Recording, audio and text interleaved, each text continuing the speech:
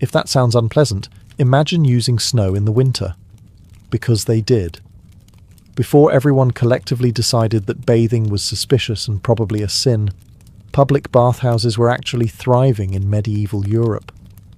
These weren't just tubs and soap, they were the social hotspots of their day. Think of them as medieval spas, with a few extra plot twists. Bathhouses offered a variety of services: hot baths, steam rooms, massage, food, music, and, depending on the establishment, the occasional questionable companionship. At their best, they were communal wellness centres. At their worst, they were bare-skinned dens of gossip, gluttony, and light scandal. And sometimes all three before noon. They were called stews, not because you sat in one too long, although you might, but because of the steamy water. Mixed gender bathing wasn't unheard of, especially in places like Germany or Italy, where attitudes were a bit more relaxed. It wasn't always risque. Families could attend together, monks sometimes bathed in pairs, but human nature being what it is, boundaries got murky. So did the water. Naturally, this made bathhouses a favourite target for the church. Clerics warned that bathing in mixed company led to sin, which, to be fair, it often did. Some bathhouses subtly became brothels with plumbing. The waters got hot, and not just from the fire beneath the tub. Then came the plagues, and everything changed.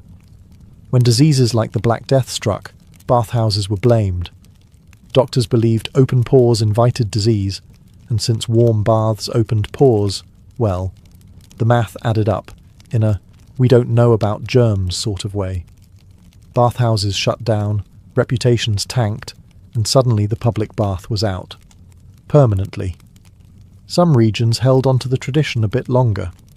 Southern Europe, the Middle East, and certain port cities kept their stews boiling for decades more. But in Northern and Central Europe, bathhouses began to vanish faster than your dignity after slipping into a communal tub. What remained was a mix of nostalgia and paranoia. Bathhouses had been warm, lively places, but they'd also become symbols of sin, disease, and damp decision-making. By the 1500s, the average person wasn't soaking with strangers anymore. They were dabbing at their armpits with vinegar and praying for the invention of soap that didn't smell like goat. Soap in the Middle Ages was a lot like medicine at the time, harsh, experimental, and likely to make you question your life choices. It technically worked, but using it felt more like punishment than self-care.